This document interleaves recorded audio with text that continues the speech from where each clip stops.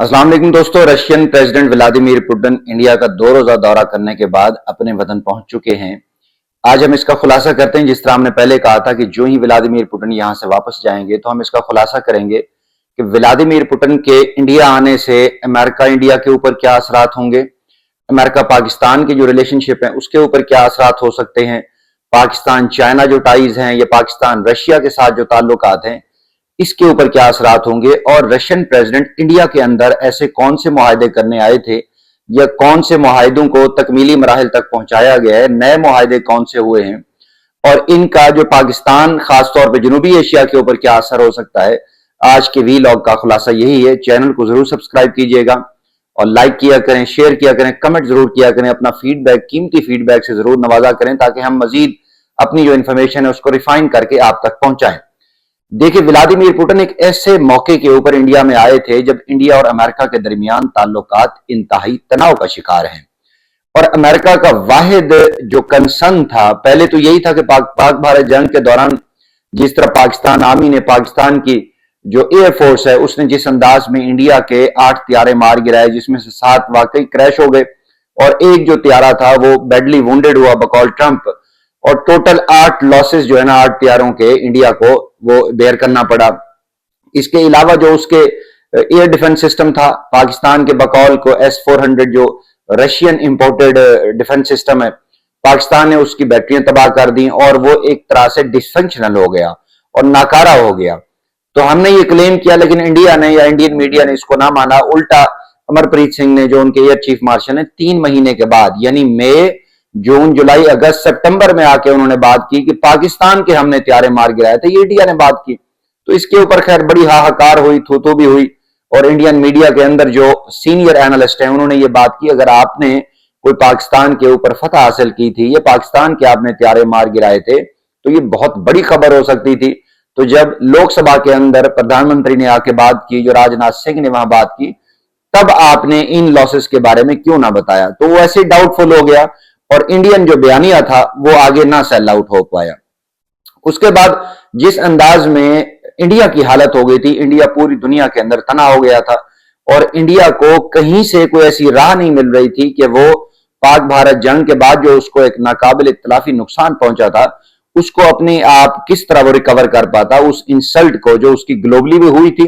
जो भारत के अंदर जो इंटरनल शहरी थे वो बार बार मोदी के ऊपर ये क्वेश्चन रेज कर रहे थे, वो फिंगर आउट कर रहे थे कि पाकिस्तान ने आपके इतने त्यारे मार गिराए, पाकिस्तान ने इतना ज्यादा लॉस किया आपके असले का, तो आपके पास क्या जवाब है।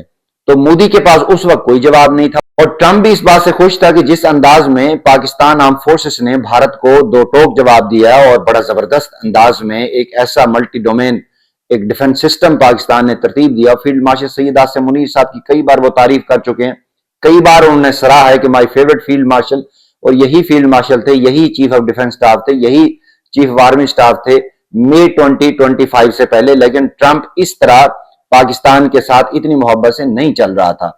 लेकिन जब उसने देखा कि पाकिस्तान की आर्मी, जो पाकिस्तान बजाते खुद पाकिस्तान अवाम या पाकिस्तानी हुकूमत है, वो यकसू हैं, वो भारत के मुकाबले में इंतहाई यकसू हैं। They have potential capability to defeat India, यानी इवन टू डिफीट 10 टाइम, जो पाकिस्तान से 10 गुना ज्यादा एक ताकतवर था।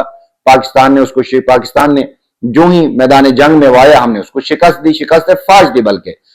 इसके बाद ट्रंप का पाकिस्तान की तरफ झुकाव हुआ और जो वेस्टर्न ब्लॉक था वो पाकिस्तान की तरफ उसका विजिबल जो है ना टिल्ट नजर आया, और दूसरी तरफ इंडिया जो अपने आप को सबसे बड़ा लोकतंत्र, सबसे बड़ी डेमोक्रेटिक वो एक ताकत मानता आया है और सबसे बड़ी ताकत मानता आया है और अपने आप को विश्व गुरु के नारे लगा दिए उसने, यानी पूरा एक जहान है, पूरी दुनिया उसका रहनुमा के तौर पे अपने आप को ये कंसिडर कर रहा था। और गोदी मीडिया इस तरह इसको प्रेज भी कर रहा था कि ये मोदी सही कर रहा है और मोदी जब से आया है भारत में दूध की नहरें बह रही हैं। ये तब उन्होंने बात की। आज जब हम ये वीलॉग कर रहे हैं, आज भारत के तमाम एयरपोर्ट बंद हैं और इंडिगो जो है ना उसने इतना एक मेस क्रिएट कर दिया है कि तमाम शहरी इस वक्त वो ज़बूहली का शिकार हैं। उनको मैसेज आ रहे हैं इंडिगो की तरफ से कि आपको जो है ना वेट करें, आपके जो फ्लाइट है वो अभी थोड़ा डिले है, फिर एक और मैसेज आता है, फिर एक और मैसेज आता है और एंड में आता है कि आपकी फ्लाइट कैंसिल कर दी गई है। उन एयरपोर्ट्स के ऊपर वॉशरूम का सही इंतजाम नहीं है, जो खुर्दनोश की अशिया हैं वो महंगी हो गई हैं। मोदी इसको जवाब नहीं दे पा रहा। ट्रेन जो इस वक्त है जिसको लालू प्रसाद यादव ने एक बार उठा दिया था, उसकी बदतरीन हालत हो गई है। मोदी इसके बारे में जवाब नहीं दे रहा और जो सवाल करता है वो नीरज सिंह राठौर की तरह उसको उठा लिया जाता है, उसके पीछे ईडी छोड़ दी जाती है, उसके ऊपर मुकदमात दर्ज कर दिए जाते हैं, तो बेचारा वो उसका गला घोंट दिया जाता है। तो ये इंडिया के अंदर इस वक्त सूरत हाल है। तो विश्व गुरु होता तो उसके पास तो ये जो अवाम मर रही है, एयरपोर्ट्स के ऊपर जो है उसकी हालत इजार है, ट्रेनों के ऊपर, बस अड्डों के ऊपर, इसके जवाब तो फिर मोदी को देना चाहिए था ना, कि विश्व गुरु जो अपने आप को कह रहा है, तो अवाम क्यों मर रही है? अवाम की हालत इजार के ऊपर मोदी तरस खा रहे, ना आरएसएस ना बीजेपी। वजह यह है कि उन्होंने दो चार अपने इन्वेस्टर ढूंढे हुए हैं, उनकी तिजोरियां ये फुल कर रहे हैं और वो जब इनको चाहिए होता है वो भूंगा इनको डाल देते हैं।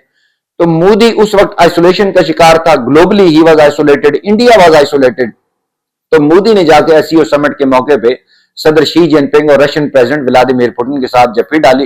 वो फेक थी, फिक्टिशियस थी, व्हाटसोएवर, लेकिन टू ग्रेट एक्सटेंट जो व्लादिमीर पुतिन था वो वाकई उसने अपना इंटरेस्ट शो किया टुवर्ड्स इंडिया।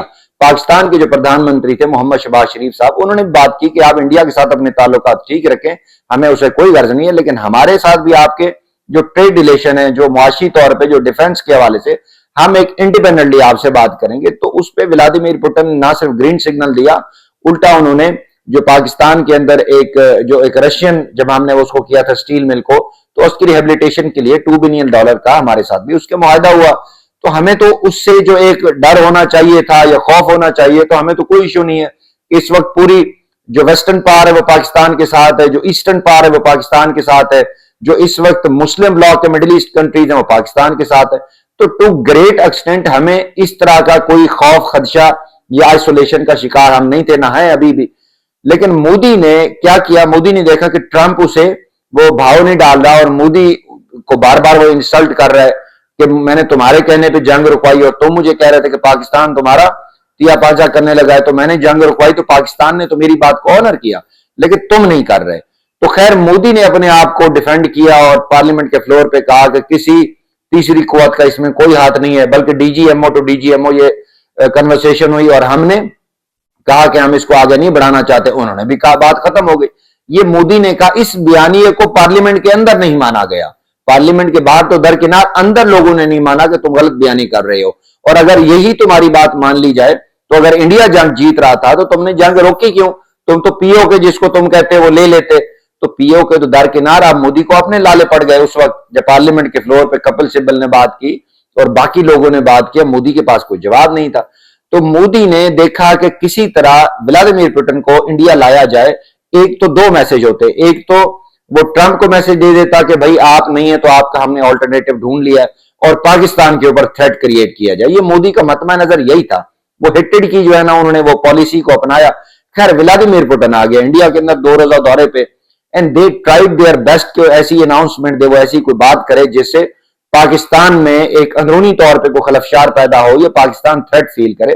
वो 25 ईयर से नेता है, रशियन उस फेडरेशन का सरबराह है, तो उसको पता था कि मैंने कोई ऐसा बयान नहीं देना। बल्कि अंजना केशव ने जब उनका इंटरव्यू किया और उन्हें S-400 की वो मदद असराई करते हुए बात की और कहा कि हम आपसे S-4 जो 500 है वो भी लेना चाहते हैं और हम जो है ना Su-57 भी आपसे लेना चाहते हैं, तो बड़े मुस्कुराते हुए उन्होंने बात कहा कि आप Su-57 की बात कर रही हैं, और भी बहुत से तैयार हैं एयरक्राफ्ट हैं जो इंडिया रशिया के इस्तेमाल कर रहे हैं, हम इंडियन फैसिलिटीज के ऊपर कुछ और भी टैंक जो है ना वो भी बना रहे हैं। तो उन्होंने उस जवाब दिया वो गोलमोल करके दिया, यानी जो उन्होंने सवाल किया था कि जैसे वो अनाउंस कर देगा कि बिल्कुल एस जो सू है 57 वो हम आपको दे रहे हैं क्योंकि वो एक सुपर एयरक्राफ्ट है।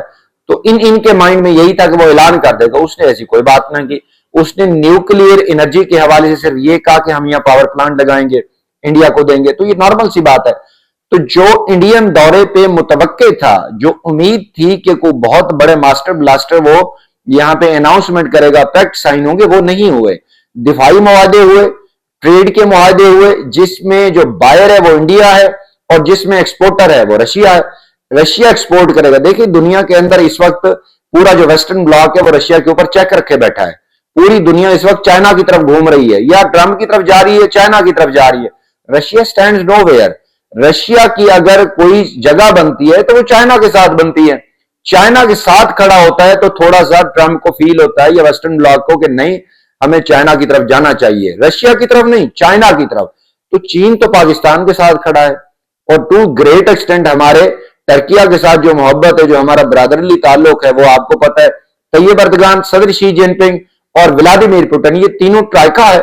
और अल्हम्दुलिल्लाह इनमें से जो दो हैं, यानी सदर शी जिनपिंग और तैयब अर्दगान के साथ हमारे ताल्लुकात पाकिस्तान के वो बेमिसाल हैं।